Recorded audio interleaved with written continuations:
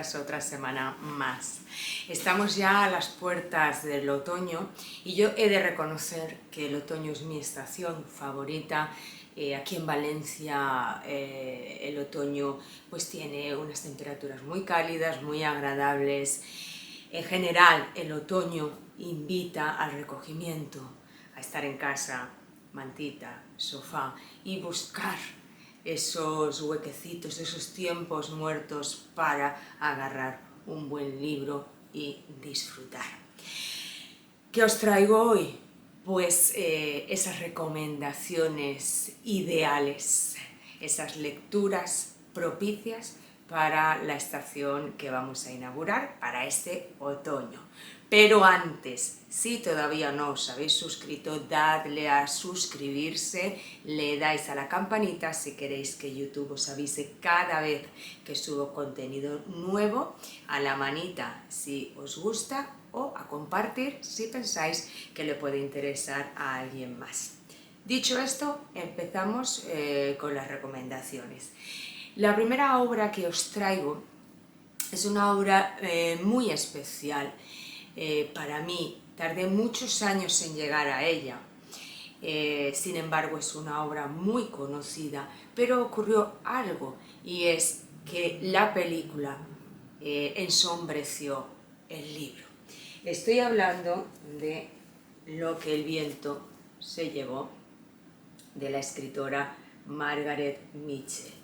Estoy hablando de una obra muy extensa, 1000 páginas prácticamente, y bueno, pues cuando uno ve el tamaño de este libro, pues se echa hacia atrás, es comprensible. Pero hacedme caso, merece muchísimo la pena.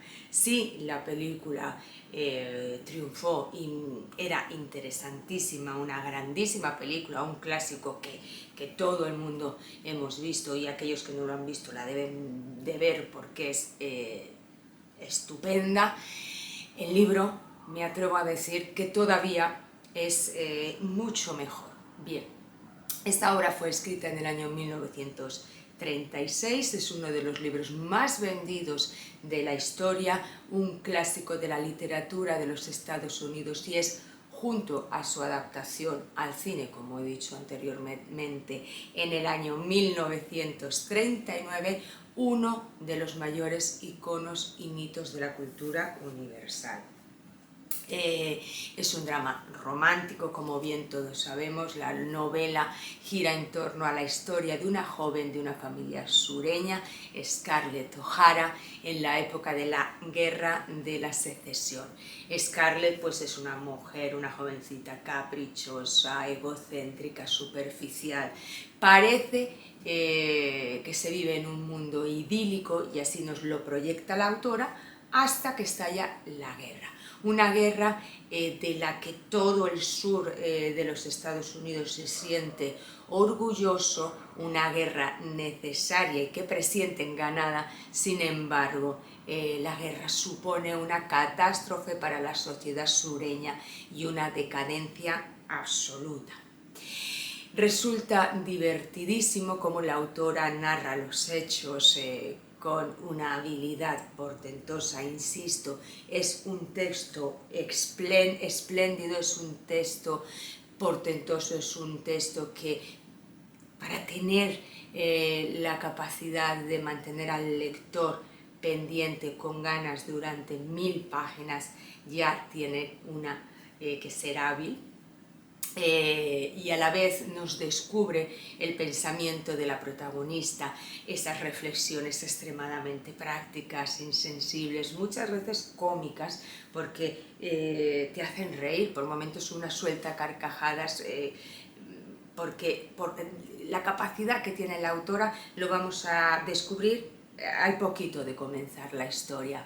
Ha merecido el esfuerzo, su momento cuando lo leí, estas 1000 páginas, porque además, insisto, de ser una gran historia, la labor de la escritora es inmejorable, ya que el interés por parte del lector no decae, sabe mantener la tensión, el atractivo en cada una de sus páginas, y insisto, si en la película una acaba enamorada de sus protagonistas, en la novela es pura fascinación. Por lo tanto, el primer libro que propongo para este otoño es una historia bellísima que sí todos de una manera u otra conocemos, pero adentrarnos en estas páginas va a ser un auténtico descubrimiento. Siguiente lectura que os traigo para este otoño es una autora que descubrí hace 3 o 4 años, una autora para muchos desconocida. Ahora en los últimos años está resurgiendo su voz, se están imprimiendo sus textos, un material que había quedado ahí como olvidado, como relegado a no sé qué. Estoy hablando de Sara Gallardo, y dentro de las obras que he leído de esta autora para este otoño recomiendo sin lugar a dudas la que yo considero su obra maestra, que es Los Galgos, como digo, de Sara Gallardo. Sara Gallardo fue una poeta escritora sagaz, una escritora argentina aguda y sumamente despierta. A lo largo de toda su novela late un sentido del humor juguetón, sarcástico y desarrollado al extremo. El esqueleto de la historia: Julián, un joven abogado de clase acomodada, hereda unas tierras a la muerte de su padre. Junto a su novia Lisa, una artista plástica, construyen Las Zanjas, una vivienda en plena naturaleza. Plantan árboles, compran ganado y 2 galgos, un macho y una hembra, que hacen la delicia de los protagonistas. Pero la historia no es el esqueleto, la historia es cuerpo rollizo, vigoroso, seguramente hercúleo, dividido en 4 partes, 4 tajos que recibe el lector sin clemencia. Gallardo va construyendo un protagonista que en un principio parece destila algo femenino, blando, para terminar ofreciéndonos un Julián venido de todo, desalentado, valiente para aceptar sus incapacidades, carencias que terminan condenándolo. Durante toda la novela, Gallardo escarba en las emociones, desnuda a Julián, lo cubre con parches, como puede, con retales, viaja a Argentina, viaja a París, una experiencia solitaria, una experiencia melancólica. El sexo y las relaciones con unas y otras son disfraces para tapar un cuerpo y un alma a la intemperie. Los galgos, poesía, desgarro. Resulta magnífica esta lectura que recomiendo con muchísimo entusiasmo.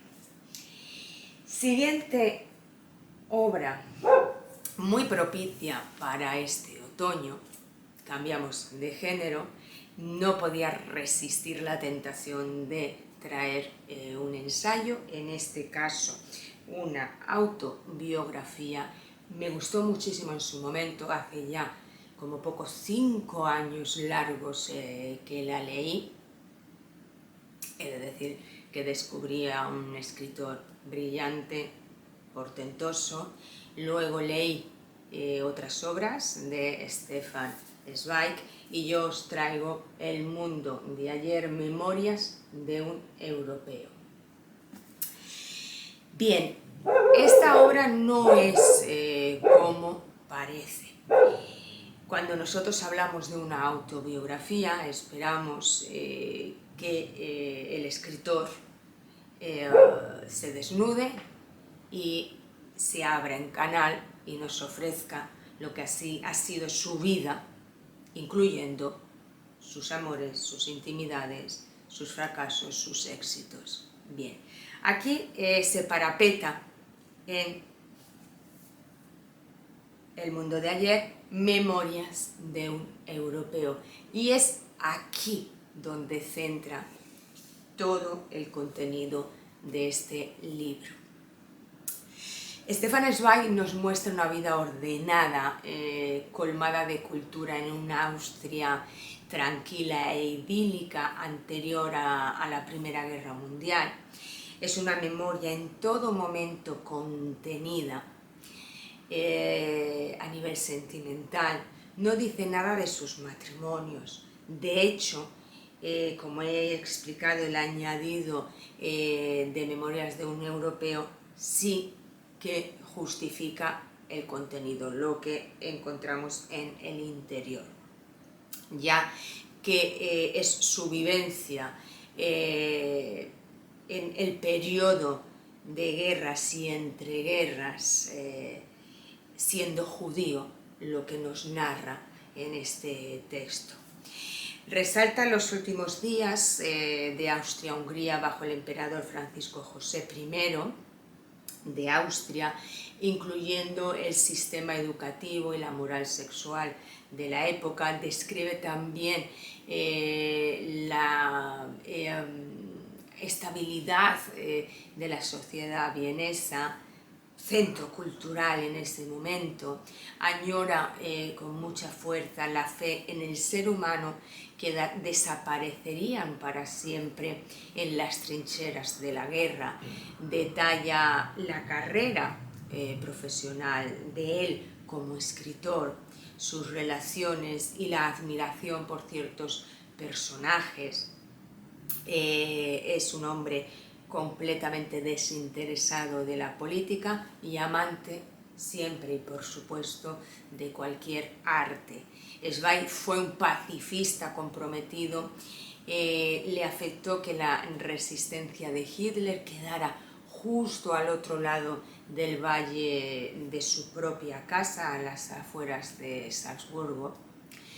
Él creyó intensamente en un europeísmo contra el nacionalismo, y el libro concluye con la noticia del estallido de la Segunda Guerra Mundial.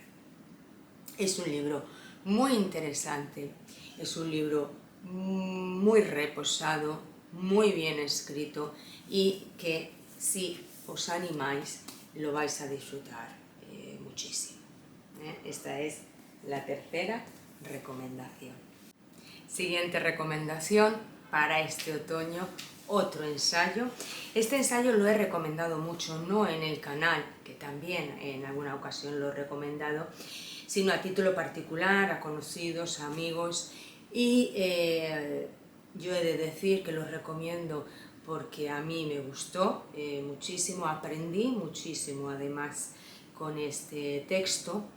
Sin embargo, a las personas que se lo he recomendado, a muchas no les ha gustado, no les ha llegado.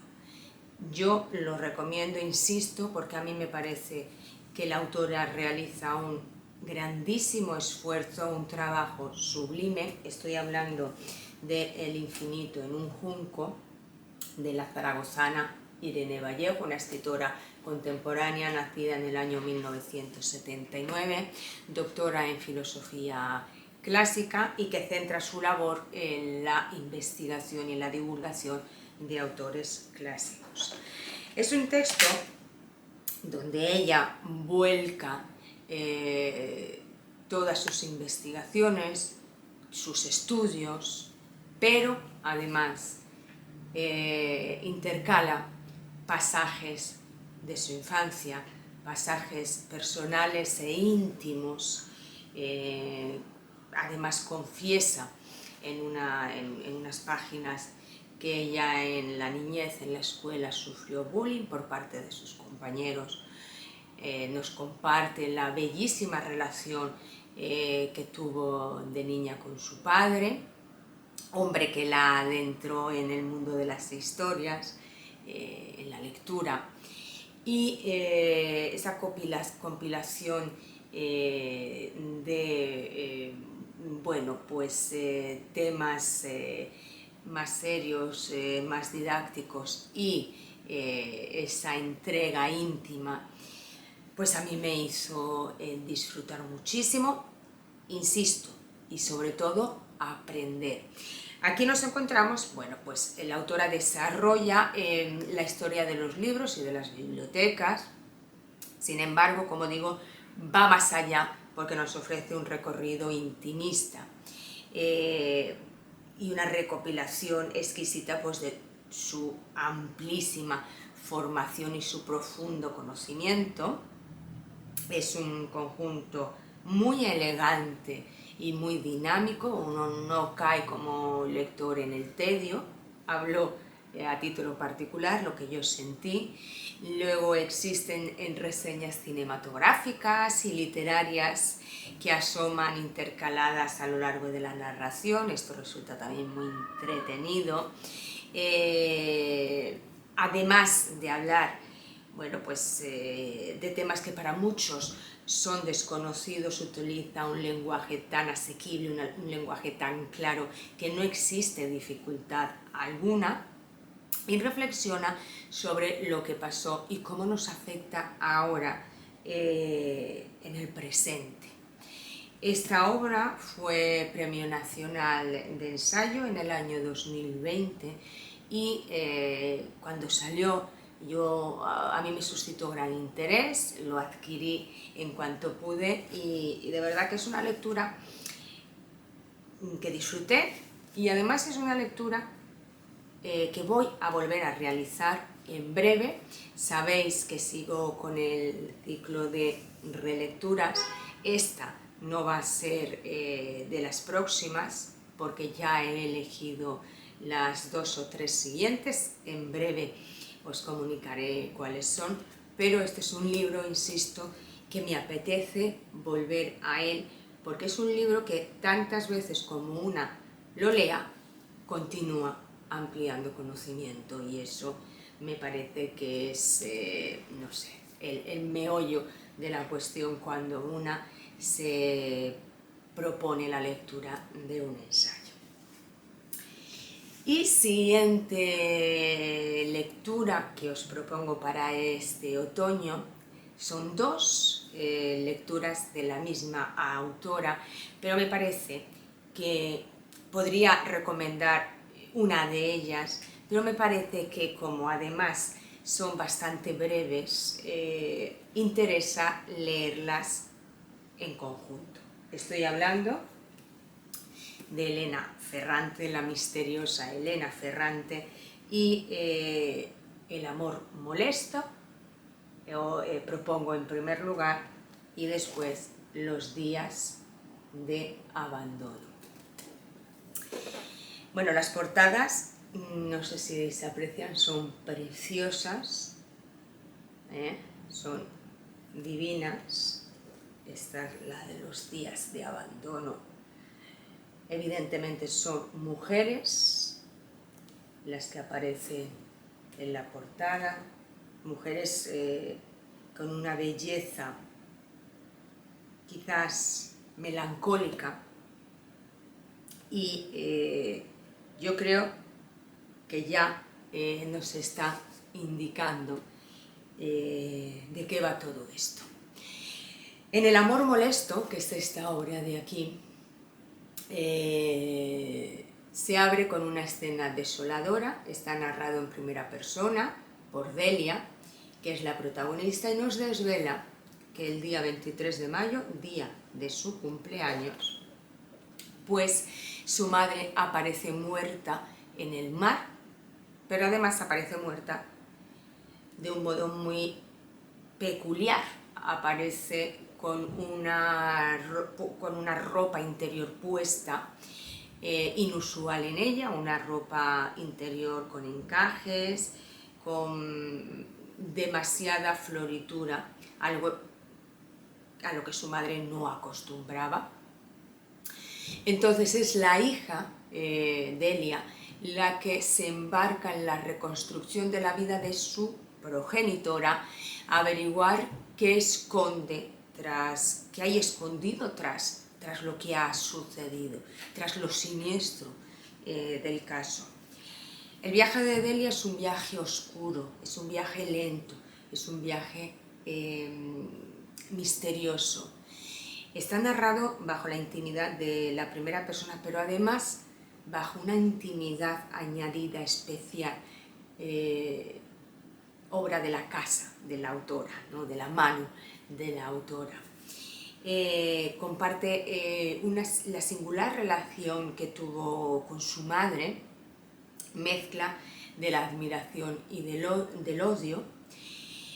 El entorno es Nápoles, es un entorno violento, es un entorno machista, y el entorno mismo toma cuerpo y nos traga, destila gritos, destila voces estridentes, destila olor, y más que olor, destila un tufo insoportable. Personajes enigmáticos, personajes tenebrosos, por momentos miserables. Es una narración que me cautivó desde la quietud, desde el reposo, desde esa penumbra, desde esa media luz maravillosa. Es una novela muy bien escrita, pero insisto, no es una novela intrépida, es una novela quizás de las más sosegadas a las que me he enfrentado, y quizás también ahí reside su encanto. El amor molesto, y ahora los días de abandono. De nuevo, la autora no se entretiene en los días de abandono y comienza con una escena amarga, amarguísima. Es un mediodía de abril, justo después de comer, están recogiendo la mesa, un matrimonio, y el marido anuncia a la mujer que la deja, sin más explicación. En una escena completamente cotidiana, ¡zas!, da la noticia y desaparece.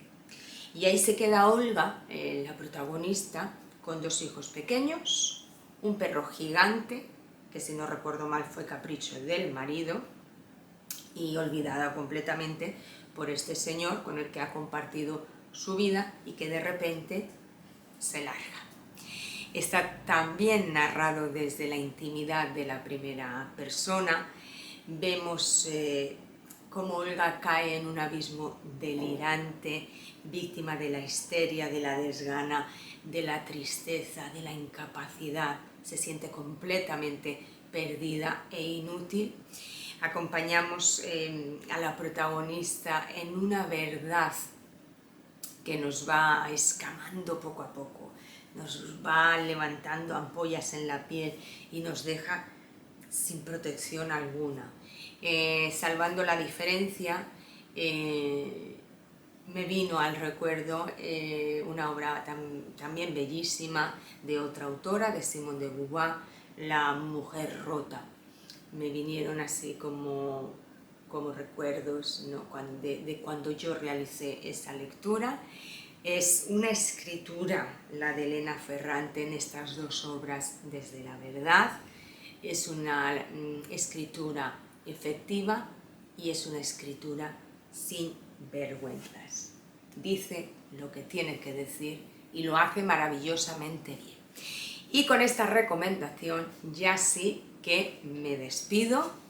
Creo que tenemos aquí una buena recopilación de historias para tener un otoño entretenido y formidable. Así que si vosotros tenéis alguna recomendación para mí, encantadísima, las recibo todas. Y sin más me despido, besos, abrazos y hasta la próxima, cuentista.